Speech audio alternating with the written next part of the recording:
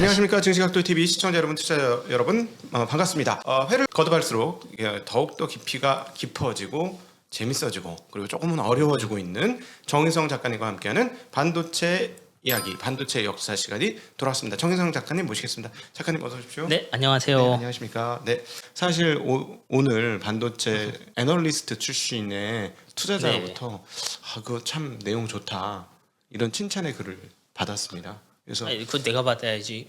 모르잖아요. 연락처를 모르니까. 그래요. 예. 네. 그래서 우리가 지금 좋은 작업을 하고 있고 이게 좋은 영상을 남기게 되어서 참 뜻깊고 보람있다 이런 생각을 많이 근데 뭐 했고. 한편으로는 전 좀 부담도 있는 게 네. 이게 말로는 반도체인데 이거 들어보셔야죠. 굉장히 방대하잖아요. 그렇죠. 전 네. 좀 이런 식으로 시그널링 해갖고 네. 2호기, 3호기가 좀 나왔으면 하는 바람도 있어요.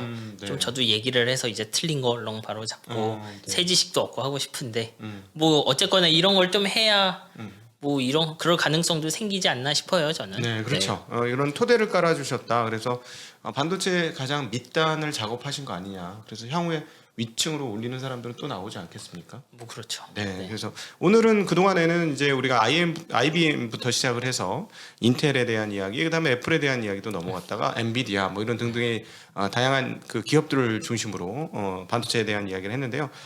최근에 가장 발군의 실력을 보여주고 있는 AMD와 그 패키징에 대한 이야기를 오늘 함께 나눌까 합니다. 네, AMD가 옛날부터 이렇게 잘했던 건 아닌데 거의 망할 뻔하다가 부활하고 있는 거 아닙니까? 네, 뭐 그렇죠. 주가만 봐도 이제 네. 거의 $1 주식 가까이 갔던 것 그렇죠. 같은데 제 기억으로. 그렇죠. 근데 이게 뭐 거의 상점벽해져 몇 년 되지도 그렇죠. 않았는데. 네. 근데 AMD의 이런 성공에는 물론 운도 좀 작용하고요.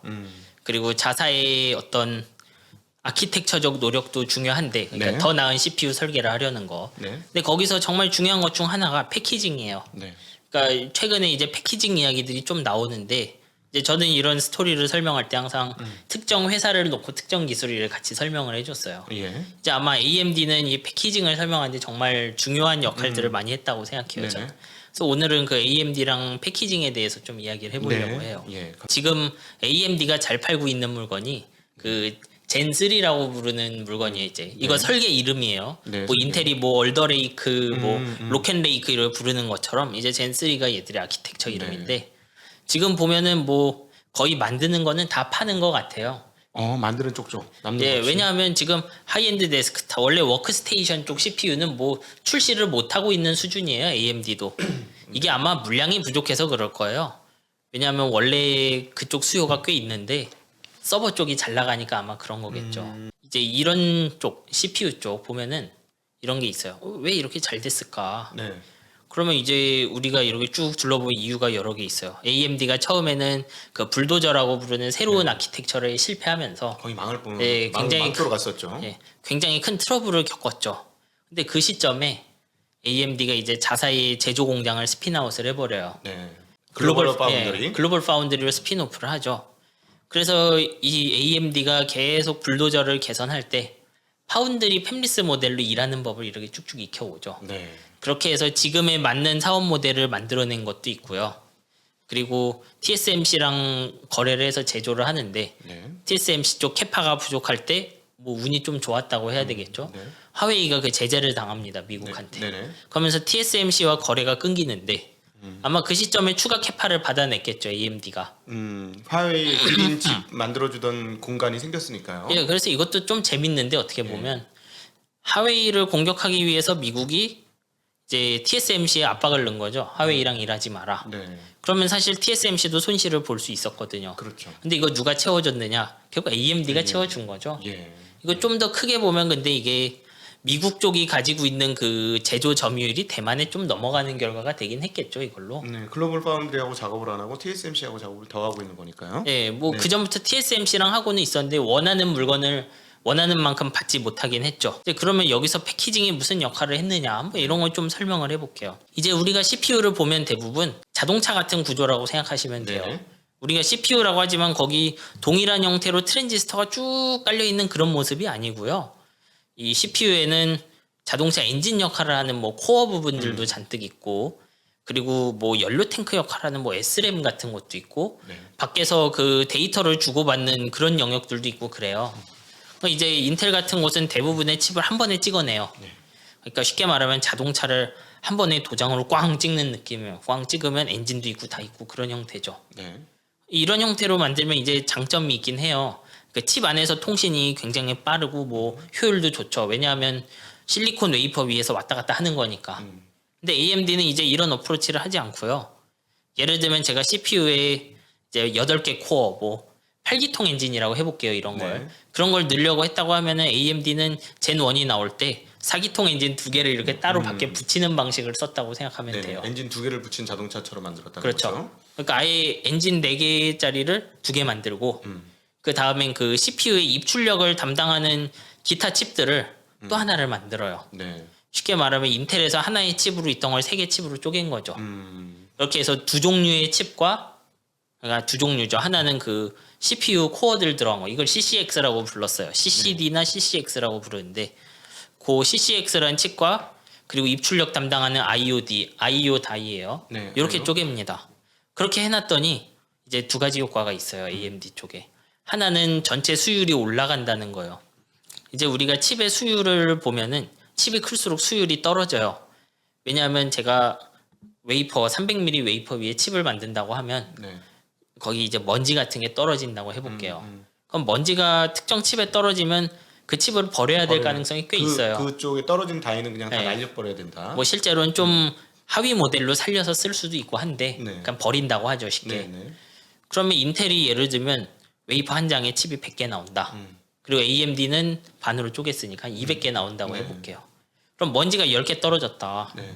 그러면 인텔 쪽 수율은 90%고 AMD 쪽 수율은 95% 나오겠죠. 네, 네. 이거 칩이 클수록 효과가 크거든요. 네, 네. 그러니까 여기에서 일단 AMD는 원가를 좀 절약을 했겠죠. 8기통 엔진 하나 만들 걸 4기통으로 2개 쪼갰으니까. 기술적으로도 접근이 훨씬 쉬웠겠네요. 8기통짜리 하나 만드는 거는 굉장히 어려운 내용이 될 수 네. 있으니까. 그렇죠. 네. 대신 AMD는 이제 그렇게 칩을 쪼개서 이제 두 번째 장점이죠, 이게. 제품 라인업을 굉장히 쉽게 다양화해요. 이게 인텔 같은 경우는 예를 들면 굉장히 작은 CPU를 또 따로 만들어야 된다고 하면 네. 그 4기통짜리 칩을 또 만들어야 돼요. 그럼 또 설계하고 그 검증해서 넘어가야 되겠죠. 네. 그러니까 8기통 차 이만한 거 설계하고 4기통 차 이만큼 설계하고 완전 백지에서 하는 건 아니죠. 네. 근데 AMD 같은 경우 어떠냐면 IOD는 그냥 놓고 CCX 하나 붙이면 4코어 되고 네. 두 개를 결합하면 8코어 되는 그런 구조를 만든 거죠. 이제 그렇게 함으로써 제품 라인업도 훨씬 쉽게 만들 수 있는 마치 거예요. 요즘 애플이 M1 칩을 가지고 M1 맥스를 만들었다, M1 울트라를 만들었다 막. 네, 하는 그런 것처럼. 모습이랑 비슷하죠. 네, 네. M1 울트라 같은 것도 원래 M1 맥스 두 개 결합한 거잖아요. 네. 인터커넥으로. AMD가 그런 걸 좀 이제 값싼 인터커넥으로 처음에 했다고 생각하면 돼요. 네, 네. 그것도 이제 지금처럼 이제 애플이 쓰는 그런 결합 기술 나오기 전에 이게 TSMC 기술인지 자체 기술인지는 저도 잘 모르겠어요. 예, 본인들이 굉장히 그 인피니티 패브릭이란 거를 최적화했던 것 같아요. 네. 이 기판으로 이렇게 연결하는 거거든요. 이제 그렇게 함으로써 AMD는 원가도 절약하고 그러면 그거를 이렇게 쉽게 얘기하면 조립식 주택을 짓듯이 뭐 화장실, 방 뭐 이걸 따로따로 해서 짝짝 붙이는 거니까 너무나 쉽게 붙일 수가 있는데 그거를 붙이는 방법은 그럼 TSMC의 패키지가 담당을 한 겁니까? 아니면 AMD가 다 설계를 해서 진행을 한 거라고 봐야 되나요? 그거는 잘 몰라요, 저도. 어. 근데 아마 제가 이제 TSMC 이런 거 보면 좀 어느 정도는 이거 그냥 기판으로 연결하는 거거든요. 네. 그 AMD의 CPU 결합된 건. 근데 그쪽에서 그냥 극한으로 짜낸 것 같아요. 아마 뭐 어디 협력사를 하나 끼고 했을 것 같아요. 저는 네네네. 굉장히 인접해서 소통할 수 있는 그런 회사랑 기획하지 않았을까. 뭐 거기까지는 제 눈에 딱 닿진 않아요. 향후에 이게 일종의 빅 리를 구조라고 부르는 바로 그 구조인가요? 아, 그 구조는 이제 이렇게 칩을 쪼개는 구조가 아니고요. 아, 네. 그 빅리틀 구조는 제가 칩 하나가 있건 여러 개가 있건 간에 이종 간의 코어 결합하는 거를 정확하게는 그 빠르고 큰 거랑 조그맣고 면적 적게 차지하는 거. 쉽게 얘기하면 칩을 다종의 칩을 여러 개 달아가지고 시스템 온 칩처럼 해가지고 성능과 효율을 모두 잡고 가격도 잡는 네. 게 이제 빅 리들이고 이거는 CPU 안에서 그렇게 만들었다라는 것이죠. 예. 그러니까 요 경우는 빅리틀은 아니고 이제 빅리틀이란 건 CPU 코어가 다른 종류가 같이 들어가 있어야 돼요. 네. 그 시스템 안에. 근데 AMD 같은 경우는 그 젠 코어는 다 똑같죠. 네네. 들어가 있는. 예. 그러니까 이건 빅리틀은 아니죠. 네네. 네. 근데 물론 이런 식으로 제가 칩을 쪼개면 단점도 있어요. 왜냐하면 이게 그냥 가만 생각해 보면 그렇게 훌륭한 아이디어야 이런 생각이 들죠. 단순한 아이디어이긴 왜 하죠. 이거를 그러면 반도체 하는 사람들 30년 동안 몰랐니? 이런 얘기 나올 법하잖아요. 그렇죠. 네. 근데 그렇진 않아요, 사실. 음. 이거를 실제로 지금 인텔도 이제 그렇게 칩을 만들어요. 서버용 칩을 사파이어 라피즈라고 네. 4개의 그 인텔은 타일이라고 부르거든요. 저기 가속기를 붙일 수 있는 예, 그 친구죠. 각종 가속기를 달 수 있다는 게 바로 그런 건가요? 아니, 근데 정확하게 인텔은 AMD가 한 거랑 비슷하게 네. AMD 그 CCX에 해당하는 거를 4개 결합해서 CPU 하나를 만드는 거예요. 네. 좀 다른 좀 더 비싼 결합 기술을 사용하죠. 예. 인텔도 그렇게 따라갔는데 한번 그 칩 이제 사진 찍어 놓은 것들을 보면요. 그 결합에 사용되는 면적이 생각보다 커요, 이게. 우리가 앞에서 설명한 거 그냥 막 이렇게 결합해서 하면 수율도 올라가고 하는데 그럼 다 그렇게 하면 되는데 왜 지금- 그렇게 안 해 하는 걸 보면 면적이 커진다. 예, 실제로 면적이 생각보다 많이 차지해요. 그 예, 결합하는 부분이. 예. 뭐 어쨌거나 그런 식으로 AMD가 이제 좀 고차방정식이 됐죠, 이 설계가. 거기서 정확한 지점을 찾아갖고 시장을 공략한 게 주요했던 거예요. 네. 그 과정에서 AMD는 이제 본인들이 포기할 건 계속 포기를 했어요. 예를 들면 인텔 같은 경우는 이제 서버라는 게 예를 서버용 CPU를 두면 그 마더보드 하나에 CPU를 여러 개 꽂기도 해요. 그렇죠. 2개 박는 경우가 참 많더라고요. 예, 네. 두 개가 제일 시장에서 많이 나오고 네. 그 다음에 이제 좀 지금은 수요가 적어지고 있지만 4개, 8개 소켓도 하거든요. 네. 근데 AMD는 그 서버용 CPU 에픽을 하면서 네. 그 4소켓, 8소켓은 포기해요. 음. 왜냐하면 요것도 포기 안 하면요.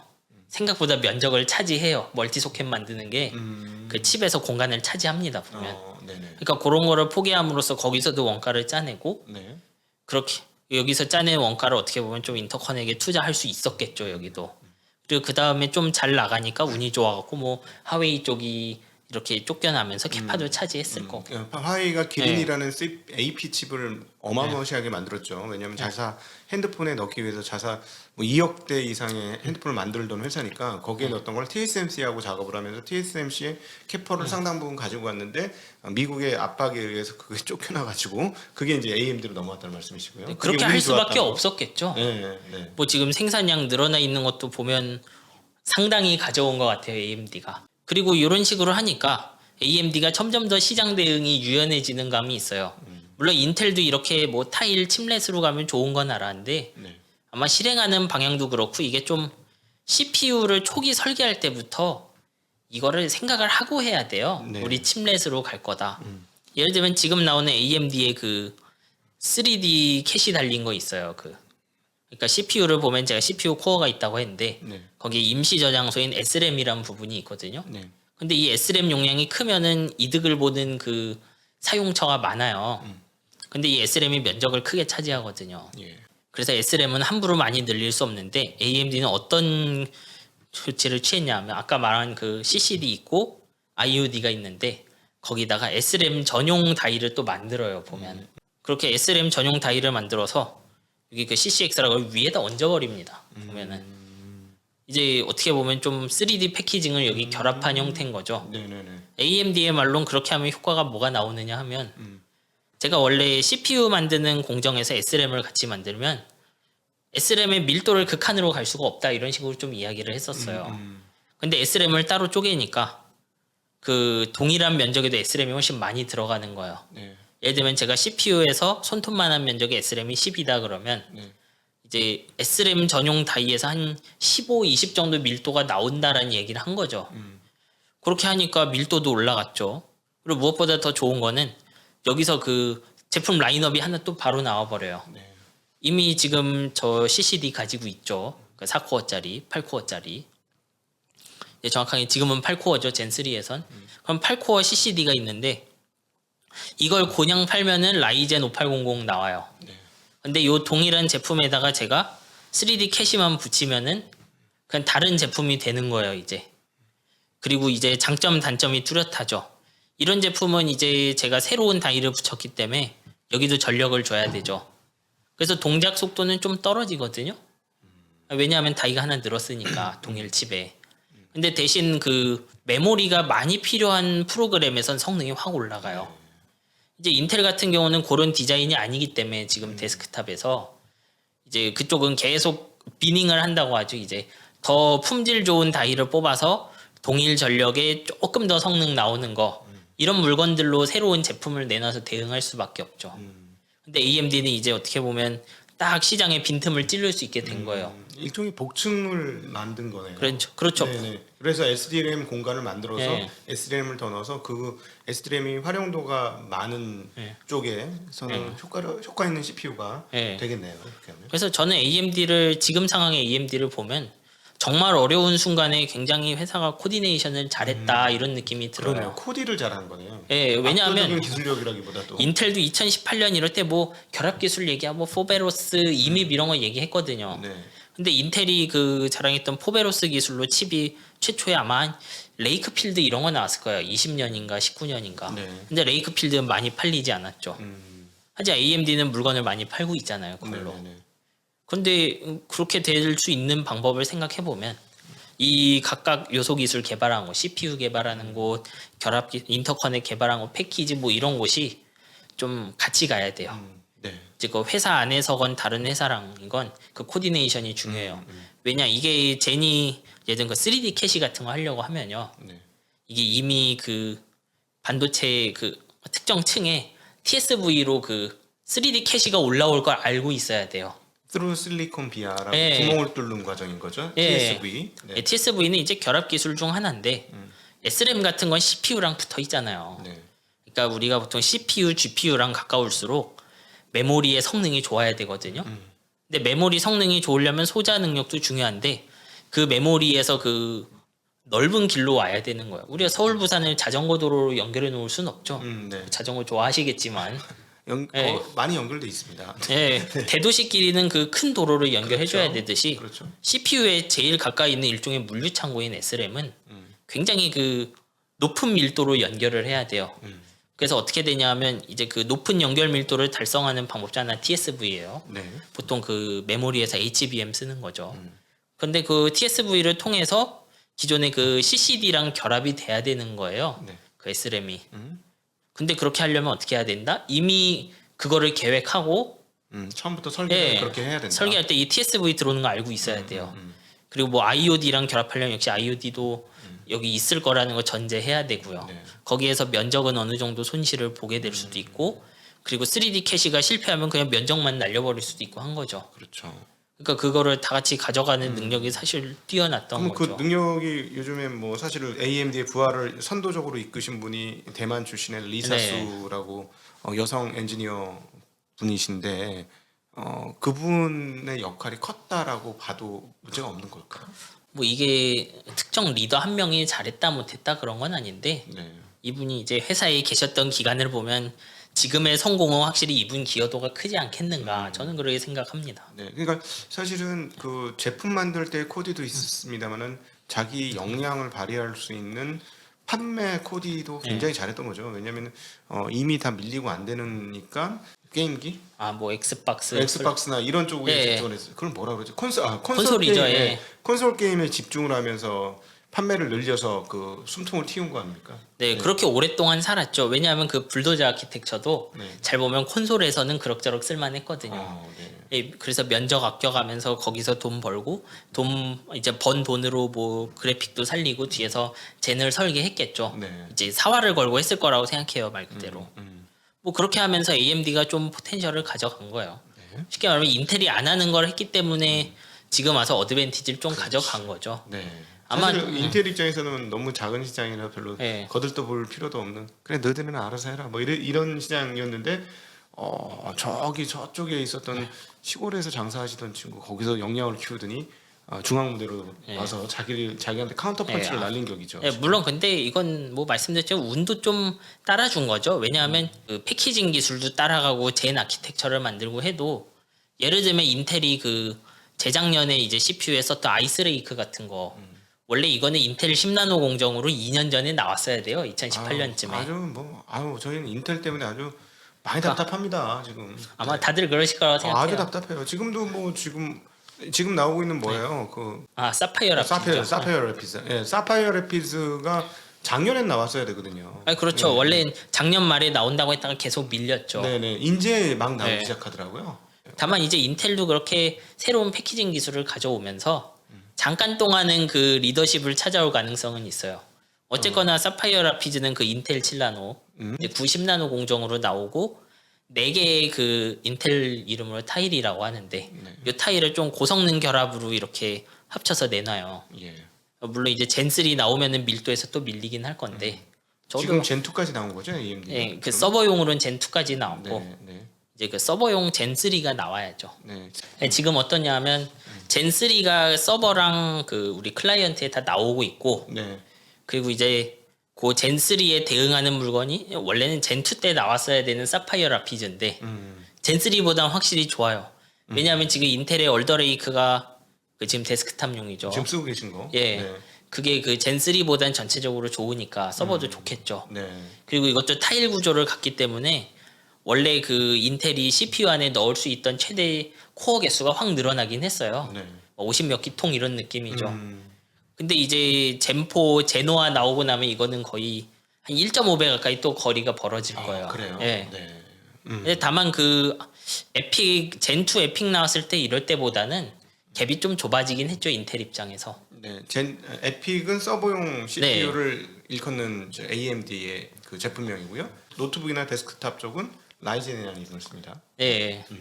데스크탑 노트북은 라이젠이고 네. 그리고 여기서 좀 말씀을 드리고 가야 될 게 AMD가 이렇게 타일 아키텍처를 쓰는데 타일 아니에요 칩렛이죠 걔들 표현으로. 칩렛은 예. 아까 초기에 예. 설명했던 CPU를 이렇게 나누어서 예, 그런 네. 조그만 칩들을 칩렛이라고 불러요 AMD에선. 네. 근데 그 칩렛들 보면은 모바일에선 또 그렇게 안 해요.